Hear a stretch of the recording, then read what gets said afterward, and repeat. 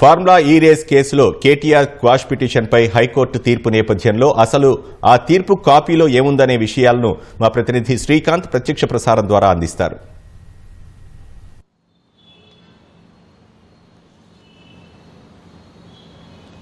ACB నమోదు చేసిన ఎఫ్ఐఆర్ను quash చేయాలని చెప్పి కేటీఆర్ దాఖలు చేసిన క్వాష్ పిటిషన్ను హైకోర్టు డిస్మిస్ చేసింది. ఈ పిటిషన్ డిస్మిస్ చేసిన సందర్భంలో వెలువరించిన తీర్పులో హైకోర్టు పలు అంశాలను కూడా పేర్కొంది. ప్రస్తుతం ఏసీబీ నమోదు చేసిన పలు సెక్షన్లకు సంబంధించి పలు ఆరోపణలు ఉన్నాయి. ఈ ఆరోపణలకు సంబంధించి దర్యాప్తు చేయాల్సి ఉంది. దర్యాప్తు దశలో మేము జోక్యం చేసుకోదలుచుకోలేదని చెప్పి కూడా హైకోర్టు ఈ సందర్భంగా తీర్పులో వ్యాఖ్యానించింది. ఎందుకంటే ఒకవేళ హైకోర్టు ఎఫ్ఐఆర్ని క్వాష్ చేయాలంటే అవి కొన్ని సందర్భాలు మాత్రమే ఉంటాయి. కోర్టుకు అధికారం ఉన్నప్పటికీ అది కొన్ని సందర్భాలు మాత్రమే చేయాలి. దర్యాప్తు అన్యాయంగా జరుగుతుంది లేదా ఆరోపణలు ఎదుర్కొంటున్న వ్యక్తికి పూర్తిగా అన్యాయం జరుగుతుందన్న సందర్భంలోనే కోర్టు ఎఫ్ఐఆర్ని క్వాష్ చేయాల్సి ఉంటుంది. కానీ ప్రస్తుతము ఏసీబీ పేర్కొన్న ఎఫ్ఐఆర్లో పలు అంశాలకు సంబంధించి ఆరోపణలు ఉన్నాయి. ఈ దశలో పోలీసులకు కూడా కొన్ని అధికారాలు ఉంటాయి. ఆ అధికారాల్లో మేము హరించివేయాలని చెప్పి భావించడం లేదని చెప్పి కూడా హైకోర్టు సందర్భంగా తీర్పులో పేర్కొంది. అయితే ఇందులో పేర్కొన్న పలు అంశాలకు సంబంధించి అధికారాన్ని దుర్వినియోగం చేశారని చెప్పి కూడా ఎఫ్ఐఆర్లో ఏసీబీ అధికారులు పేర్కొన్నారు. హెచ్ఎండిఏలోని ఖాతాలో ఉన్న డబ్బులను నిబంధనలకు విరుద్ధంగా బదిలీ చేశారనే ఆరోపణలున్నాయి. రాష్ట్ర ఖజానాకు నష్టం చేకూర్చి ఒప్పందం కుదుర్చుకున్న సంస్థకు లబ్ధి చేకూర్చారనే ఆరోపణలు కూడా ఏసీబీ అధికారులు పేర్కొన్నారు. కాబట్టి ఈ ఆరోపణల మేరకు ఏసీబీ అధికారులు పలు సెక్షన్ల కింద కేసులు నమోదు చేశారని చెప్పి కూడా హైకోర్టు తీర్పులు వెలువరించింది.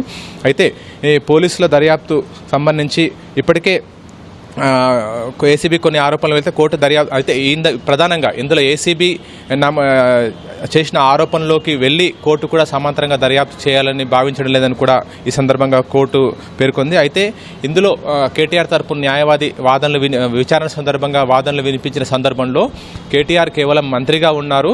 ఆ సందర్భంలో నోట్ ఫైల్పై సంతకం చేశారు. మిగతా నియమ నిబంధనలన్నీ సంబంధిత ఉన్నత శాఖ అధికారులే చూడాల్సి ఉంటుందని చెప్పి కూడా కేటీఆర్ తరపు న్యాయవాది వాదించారు. అయితే దాన్ని తీర్పులో కోర్టు పూర్తిగా విభేదించింది. ప్రజాధనానికి మంత్రులు ట్రస్టీలుగా ఉండాలి. ప్రభుత్వం తరపున ప్రజాధనానికి పరిపాలన సరిగా జరిగే విధంగా కూడా మంత్రులు బాధ్యతగా వహించాలని చెప్పి కూడా ఈ సందర్భంగా కోర్టు వ్యాఖ్యానించింది. అంతేకాకుండా ఈ మేరకు పలు సుప్రీంకోర్టు తీర్పులను కూడా ఉదహరించింది. అయితే ఉత్తమ పాలన అందించే బాధ్యత అంతా కూడా మంత్రిపైనే ఉంటుందని చెప్పి కూడా ఈ సందర్భంగా కోర్టు వ్యాఖ్యానించింది. అయితే పురపాలక శాఖ మంత్రిగా కేటీఆర్ ఉన్నారు. ఆ హెచ్ఎండిఏ కూడా ఆ పురపాలక శాఖ పరిధిలోకి వస్తుంది. ఎలాంటి వివాదం లేని అంశము. అయితే హెచ్ఎండిఏ నుంచి నిబంధనలకు విరుద్ధంగా నిధులు బదిలీ జరిగాయని ప్రస్తుతం ఏసీబీ అధికారులు ఆరోపిస్తున్నారు. కాబట్టి ఆ నోట్ ఫైల్ పైన కేటీఆర్ సంతకం చేశారు. కాబట్టి దానికి ఈ కేసులో ఆయన ఆరోపణలు ఎదుర్కొంటున్నారు. కాబట్టి ఏసీబీ అధికారులు దర్యాప్తు చేయాలని చెప్పి కూడా దర్యాప్తులో నిధుల బదిలీ జరిగింది, ఏ మేరకు జరిగింది ఏందని తేలుతుందని చెప్పి కూడా కోర్టు అభిప్రాయపడింది. అంతేకాకుండా ఈ కేసులో నేరపూరిత కుట్ర జరిగిందని చెప్పి ప్రస్తుతం ఉన్న పురపాలక శాఖ ముఖ్య కార్యదర్శి ఫిర్యాదు చేశారు. ఆయన సాధారణ వ్యక్తి కాదు, ఆయన ఒక బాధ్యత గల హోదాలో ఉన్న ముఖ్య కార్యదర్శి. కాబట్టి ఒక నిందితుడితో కలిసి పిటిషనర్ అంటే కేటీఆర్ మొత్తం హెచ్ఎండిఏ నిధులను అక్రమంగా బదిలీ చేశారు. మూడో వ్యక్తికి లేదా తనకు సొంతంగా ప్రయోజనం చేకూర్చుకోవడానికి ఈ నిధుల బదిలీ జరిగిందనేది ఆరోపించారు, పిటిషనర్లు పేర్కొన్నారు. అంతేకాకుండా ఎఫ్ఐఆర్లో కూడా ఏసీబీ అధికారులు నమోదు చేశారు. కాబట్టి ఇవన్నీ దర్యాప్తులో తేలాల్సి ఉన్న అంశాలని చెప్పి కూడా కోర్టు తీర్పుల్లో పేర్కొంది. అంతేకాకుండా హెచ్ఎండిఏ నిధులు సంబంధిత మంత్రి పర్యవేక్షణలో ఉంటాయని చెప్పి కూడా ప్రాథమికంగా తేలింది. కాబట్టి అవి దుర్వినియోగం అయ్యాయా లేదా అనేది కూడా దర్యాప్తులు తేలాల్సి ఉందని చెప్పి కూడా హైకోర్టు సందర్భంగా పేర్కొంది. అంతేకాకుండా ఎఫ్ఐఆర్ అనేది కేవలం ప్రాథమిక అంశం మాత్రమే. నేరం జరిగిందని చెప్పడానికి కేవలం ప్రాథమిక అంశాలను మాత్రమే ఎఫ్ఐఆర్లో పేర్కొంటారు. పూర్తి స్థాయి అంశాలన్నీ కూడా ఎఫ్ఐఆర్లో పొందుపరచాల్సిన అవసరం లేదని చెప్పి కూడా ఈ సందర్భంగా హైకోర్టు అభిప్రాయపడింది. ఇప్పుడు ఇక్కడ అంటే ఈ పిటిషన్లో పేర్కొన్న అంశాలేవి కూడా కేటీఆర్కి వర్తించవు. అంటే అవినీతి నిరోధక చట్టంలోని సెక్షన్లు కానీ నేరపూరిత కుట్ర కింద నమోదు చేసిన సెక్షన్లు ఏవి కూడా కేటీఆర్కి వర్తించవని కేటీఆర్ తరపు న్యాయవాది కోర్టులో వాదించారు. కాబట్టి ఈ సందర్భంగా కోర్టు ఇదే అంశాలను పేర్కొంది. కేవలం ఎఫ్ఐఆర్లో పేర్కొన్న అంశాలే ఈ కేసులో వర్తించవు. దర్యాప్తులో మరిన్ని అంశాలు కూడా తేలుతాయి. దాని ఆధారంగా కూడా మరిన్ని సెక్షన్లు నమోదు చేయడము, మరింత మంది నిందితులు చేర్చాల్సి ఉంటుందని చెప్పి అడ్వకేట్ జనరల్ వాదించారు. కాబట్టి ఆ మేరకు హైకోర్టు ఈ అంశాలను కూడా ఇందులో పేర్కొంది.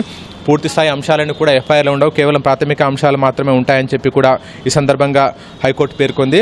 అయితే పిటిషనర్ పేర్కొన్నట్లు తన ఎఫ్ఐఆర్లు నమోదు చేసిన సెక్షన్లేవి తనకు వర్తించమని చెప్పి అన్నప్పటికీ కూడా ఎఫ్ఐఆర్ను కొట్టివేయలేమని చెప్పి కూడా హైకోర్టు పేర్కొంది. ఎందుకంటే నమోదు చేసిన సెక్షన్లే కాకుండా దర్యాప్తులో భాగంగా మరి ఇతర అంశాలు కూడా వస్తాయి, దానికి సంబంధించిన సెక్షన్లు నమోదవుతాయి కాబట్టి ఎఫ్ఐఆర్ను కొట్టేయలేమని చెప్పి కూడా ఈ సందర్భంగా హైకోర్టు తన తీర్పుల్లో పేర్కొంది.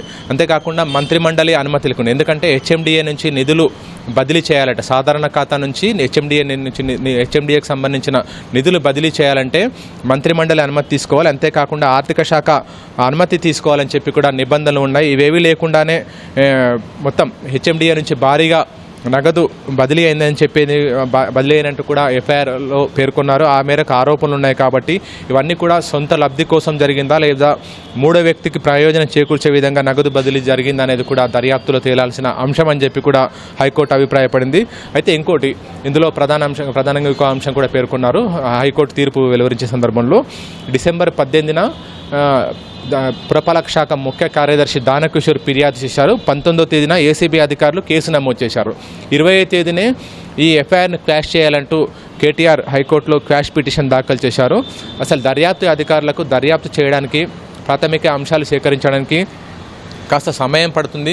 కానీ వెంటనే ఎఫ్ఐఆర్ నమోదు చేసిన వెంటనే క్వాష్ చేయాలని చెప్పి ఆ పిటిషన్ కూడా దాఖలు చేశారని చెప్పి కూడా హైకోర్టు అభిప్రాయపడింది. కాబట్టి దర్యాప్తు విషయంలో హైకోర్టు జోక్యం చేసుకోదలుచుకోలేదని కూడా చెప్పింది. ఎందుకంటే దర్యాప్తు అధికారులకు, పోలీసులకు కూడా కొన్ని హక్కులు ఉంటాయి కాబట్టి హక్కులను హరించివేయదలుచుకోలేదని చెప్పి కూడా హైకోర్టు సందర్భంగా వ్యాఖ్యానించింది. ఈ అంశంలో ముఖ్యంగా మొత్తం ఈ ఏసీబీ అధికారులు దర్యాప్తు చేస్తేనే దీనికి సంబంధించిన అంశాలన్నీ కూడా ఏదైతే ఆరోపణలు ఉన్నాయో ఆ అంశాలన్నింటి కూడా ఏసీబీ అధికారుల దర్యాప్తులోనే తేలుతుంది కాబట్టి దర్యాప్తు చేయాల్సిందే అని చెప్పి కూడా హైకోర్టు పేర్కొంది. Over to you Vinod.